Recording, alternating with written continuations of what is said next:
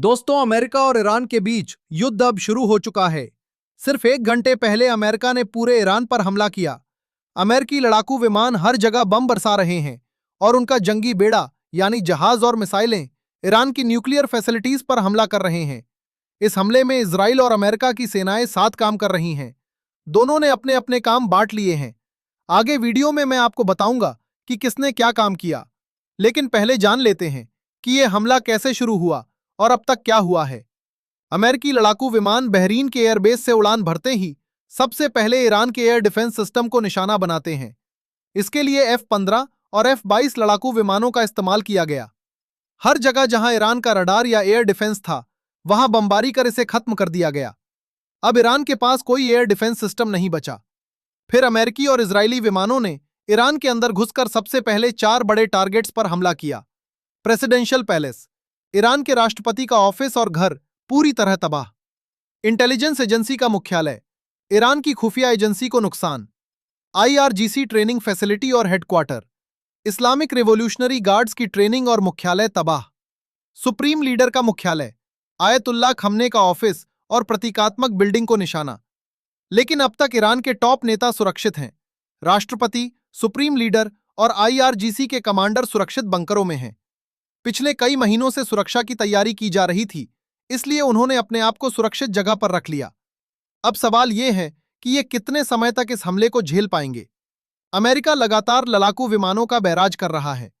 एक ग्रुप बमबारी कर लौटता है, फिर दूसरा ग्रुप आ जाता है।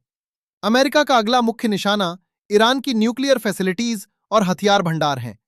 इजराइल का काम अलग है। ईरान के टॉप कमांडर को निशाना बनाना, एयर डिफेंस सिस्टम को तबाह करना, ट्रेनिंग फैसिलिटीज को नष्ट करना।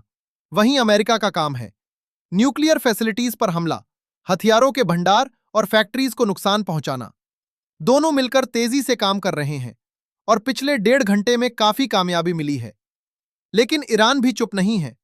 उनका स्ट्रेटेजी ये है कि वे सीधे लड़ाई नहीं करेंगे, बल्कि हमला कर नुकसान पहुंचाएंगे। ईरान ने बयान जारी किया है कि अमेरिका का हमला कायरतापूर्ण था और उनका जवाब जल्दी आएगा। अगले कुछ मिनटों या घंटों में ईरान की तरफ से बैलिस्टिक मिसाइलों का हमला हो सकता है। इसके लिए पूरे अरब वर्ल्ड में हाई अलर्ट जारी है। इजराइल में मिसाइल सायरन बजा दिए गए हैं। लोगों को बंकर में जाने और कर्फ्यू का आदेश दिया गया है। ईरान के हमले का असर सिर्फ ईरान तक नहीं रहेगा। सऊदी अरब, UAE, कतर, कुवैत और बहरीन जैसे देश जहां अमेरिकी बेस हैं, वहां भी असर पड़ सकता है। ईरान इन देशों को निशाना बनाने की पूरी कोशिश करेगा। हालांकि अमेरिका के पास भी मिसाइल रोकने की क्षमता है, लेकिन यह सीमित है। पिछले कुछ महीनों में जब ईरान ने कतर पर हमला किया था, तब भी अमेरिका का सबसे बड़ा सैन्य बेस मिसाइलों को रोकने में पूरी तरह सफल नहीं हुआ था। तो अब सवाल यह है कि यह फुल फ्लेज्ड युद्ध कितना बड़ा होगा। अमेरिका लगातार हमला कर रहा है, ईरान जवाब दे रहा है और पूरे अरब वर्ल्ड में तनाव बढ़ गया है। इसलिए दोस्तों, यह समय बहुत संवेदनशील है। मैं आपको पल पल की अपडेट देता रहूंगा। इस चैनल को सब्सक्राइब कीजिए ताकि आप हर नई जानकारी तुरंत जान सकें।